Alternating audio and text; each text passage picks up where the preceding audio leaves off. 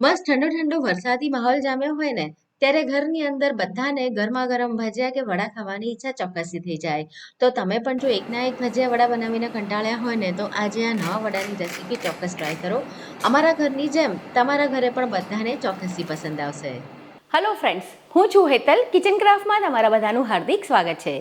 તો ચલો આજની મજેદાર રેસીપી બનાવવાનું શરૂ કરીએ. એકદમ નવા જ વડા તૈયાર કરવા માટે ચણાની દાળ આપણે ઉપયોગમાં લઈશું. તો મેં અત્યારે 2 કપ ભરીને ચણાની દાળ લીધી હતી અને એને મેં લગભગ 2 થી 3 કલાક પહેલા ગરમ પાણીમાં પલાળીને રાખી હતી. દાળ તમારી છે ને આ રીતે હાથેથી તોડો ને તો તૂટે એવી હોવી જોઈએ. જો સમય હોય તો 4 થી 5 કલાક પલાળી રાખવી, નહીંતર મારી જેમ ગરમ પાણીમાં પલાળવી. અને જે દાળ આપણે પલાળીને રાખી છે ને એમાંથી થોડી દાળ આપણે પહેલા તો અલગ કાઢી દઈશું. જેના કારણે આ જે દાળ છે ને આખી એના કારણે વડાનું ટેક્સચર ખૂબ સરસ આવશે અને આખી દાળનો ક્રંચ પણ ખૂબ સરસ આવશે. તો અત્યારે મેં લગભગ 3 મોટી ચમચી ભરીને દાળ અલગ કાઢી લીધી છે. અને હવે આપણે એને વાટવાની છે. તો ખાસ ધ્યાન શું રાખવાનું છે કે પાણી એમાં જેમ બને એમ ઓછું લેવાનું છે. મેં અત્યારે આ દાળ વાટતી વખતે બિલકુલ પાણીનો ઉપયોગ નથી કર્યો. તો જ તમને આ વડા ખાવાની વધારે મજા આવશે. તો આ રીતે ચાળણીમાં નિતારી લેવાના અને વડાને કેવી રીતે વાટવાના એ પણ બતાડું. તો મિક્સર જારમાં બહુ વધારે નહીં ભરવાનું, અડધા કરતાં પણ થોડું ઓછું રાખવાનું અને પછી મિક્સરને આપણે ચાલુ બંધ કરીને ગ્રાઇન્ડ કરવાનું છે પલ્સ મોડ ઉપર. અને વચ્ચે વચ્ચે તમારું જે મિશ્રણ હોય ચાની દાળનું વટાયેલું એને ઉપર નીચે કરતા રહેવાનું. તો એકદમ સરસ વટાઈ જશે. તમે જુઓ મેં બિલકુલ પાણી નથી નાખ્યું. દાળ પલળેલી હશે ને સરસ તો એકદમ સરસ રીતે વટાઈ જશે. હા, થોડું તમારે 2-4 વાર મિક્સર ખોલીને એને મિક્સ કરવું પડશે. હવે આપણે વડામાં નાખવા માટે અહીંયા આગળ ડુંગળી અને મરચાં લીધા છે. બંનેને એકદમ ઝીણા કટ કર્યા છે. સાથે મેં આખા ધાણા, જીરું અને થોડા મરી લીધા છે અને ચીલી ફ્લેક્સ લીધા છે.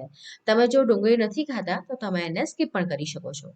હવે આપણે જે આખા મસાલા લીધા છે ને ધાણા, જીરું અને મરી, તો એને આપણે અધકચરા વાટવાના છે. તમે એને મિક્સર જારમાં પણ કરી શકો, હાથેથી પણ કરી શકો અથવા તો આ રીતે ચોપર હોય ને તો એમાં પણ કરી શકો. ધ્યાન રાખવાનું છે કે અધકચરા રહેવા જોઈએ. એટલે કે જેમ કે ધાણા છે ને તો 1/3 ભાગ 4 ભાગ એવું જ થવું જોઈએ. બહુ વધારે ફાઇન નથી પીસવાના. આ જે તમે ખાશો ને તો વચ્ચેનો જે ક્રંચ આવશે ને એના કારણે જ વડા ખૂબ સરસ લાગશે. તો અધકચરા વાટો અથવા તો પછી તમે આ રીતે મિક્સર જારમાં કરો, તમને જે પણ ઇઝી લાગે એ. તો જો એનું ટેક્સચર તમને બતાડું તો આ રીતના અધકચરા છે. તમને થોડા અડધા રીતના ધાણા પણ દેખાતા હશે. તો બસ આપણે આવું રાખવાનું છે.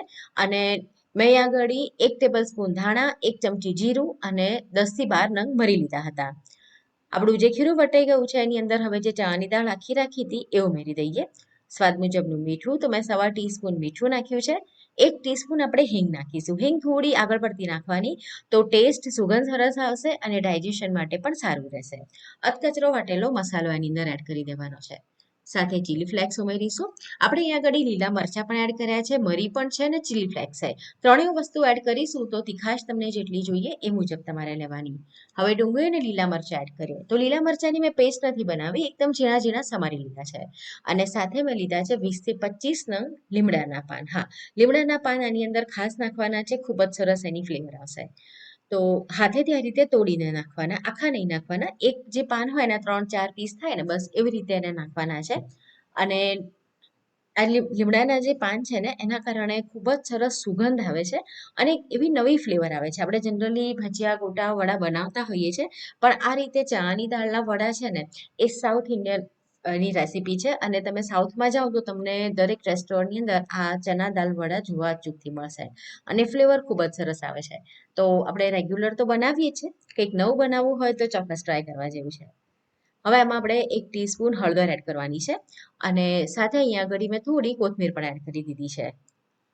અને હવે એને મિક્સ કરવાનું છે. આ જે વડા છે એની અંદર આપણે બાઇન્ડિંગ માટે અહીંયા આગળ મેં થોડો ચોખાનો લોટ નાખ્યો છે, લગભગ 2 ચમચી જેવો.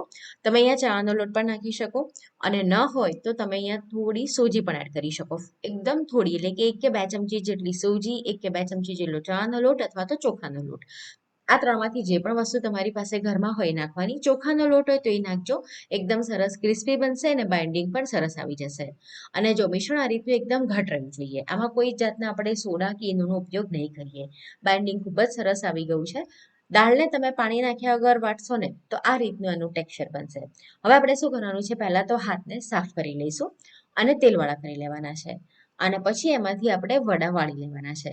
હવે તમે જ્યારે આ રીતે મસાલો કરો ને પછી તમારે આ મિશ્રણને બહુ રહેવા નહીં દેવાનું, નહીંતર શું થશે, મસાલો અંદર જશે ને તો મીઠાનું પાણી છૂટશે અને મિશ્રણ થોડું નરમ થઈ જશે.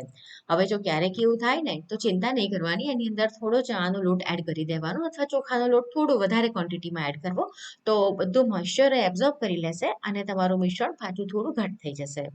અને આ રીતે હાથેથી જ આપણે એને વડાનો શેપ આપી દેવાનો છે અને પ્લેટમાં મૂકી દઈએ. તો આ રીતે પહેલા આપણે બધા જે વડા છે ને એ તૈયાર કરી લેવાના છે અને પછી એને તળવાના છે. જો આ રીતે મેં બધા વડા તૈયાર કરી લીધા છે. તેલ તમારું એકવાર બરાબર ગરમ થઈ જાય તો ગેસની ફ્લેમને મીડિયમ ટુ હાઈની વચ્ચે રાખવાની છે. પહેલા વડા મૂકીએ ત્યારે મીડિયમ રાખવાની અને પછી આપણે મીડિયમ ટુ હાઈ વચ્ચે રાખીશું. તો વડાને પહેલા એકવાર મૂકવાનું, આમ તો જનરલી છૂટું નથી જ પડતું, પણ તમને થોડું એવું લાગતું હોય પહેલી વાર બનાવતા હોય તો એક વડું થોડું તળવા દેવાનું, પછી બીજા વડા એડ કરવાના. અને જો 4 કે 5 વડા મૂકો ને પછી આ રીતના બબલ્સ આવશે, એની અંદર જે પાણીનો ભાગ હશે ને ત્યાં સુધી ઉપર આ રીતે તમને થોડા ઉભરાવતા હોય ને બબલ્સ આવતા એવું લાગશે. એની જાતે જે થોડા બેસી જાય ને પછી જ આપણે એને વડાને અડવાનું છે. જો તમે કાચા હશે થોડા અને તમે એને અડશો અથવા તો તમે જારો અડાડશો તો એ તૂટશે. તો પહેલા એનું ઉપરનું જે પડ છે ને થોડું તળાવા દેવાનું. હવે આ સ્ટેજ થઈ જાય ને પછી આપણે ગેસની ફ્લેમને મીડિયમ અને લોની વચ્ચે કરી દેવાની છે અને પછી એને તળવાના છે, કારણ કે આ જાડા હોય છે અને એને તળવામાં વાર લાગે છે, લગભગ 8 થી 10 મિનિટ જેટલો સમય લાગે છે. તો એકવાર આ રીતે બધા તેલનો બબલ્સ બેસી જાય, ઉભરા બેસી જાય ને પછી તમારે ગેસની ફ્લેમને સ્લો ટુ મીડિયમ વચ્ચે કરી દેવાની અને સતત આ રીતે ચલાવતા રહેવાનું છે, જેથી આપણા જે વડા છે એ બધા જ એકદમ સરસ અંદર સુધી તળાય. નહીંતર શું થશે, ઉપર કલર આવી જશે પણ અંદર કાચા રહેશે. તો જો આ રીતે તમારે એને ચલાવતા રહેવાનું છે. તમે જો ઉપર એકદમ સરસ ગોલ્ડન કલર આવી ગયો છે, એકદમ ક્રિસ્પી અને ક્રન્ચી થઈ ગયા છે. ચણાની દાળ છે એટલે ખૂબ જ સારા એવા ક્રન્ચી લાગે છે. હવે અહીંયા આગળ આપણે થોડા મરચાં પણ તળી લઈએ. આ જે વડા છે એની સાથે જનરલી સાઉથમાં તો ચટણી સર્વ કરવામાં આવતી હોય છે કોપરાવાળી, પણ મેં તો અત્યારે એને આપણી જે ગ્રીન ચટણી હોય ને એની સાથે જ સર્વ કર્યા છે. અને કંઈ જ ના હોય ને તો ફક્ત તમે તળેલા મરચાં અને ડુંગળીની સાથે ખાઓ ને તો પણ સારા એવા ટેસ્ટી લાગે છે. હું તમને એનો અવાજ પણ બતાડીશ તો જો કેટલા ક્રિસ્પી બને છે. તો તમને જો આજની રેસીપીનો વિડીયો ગમ્યો હોય તો વિડીયોને લાઇક કરી તમારા ફ્રેન્ડ્સ ફેમિલી જોડે શેર કરો અને આવી નવી રેસીપી જોવા માટે કિચન ક્રાફ્ટ ચેનલને સબસ્ક્રાઇબ કરો.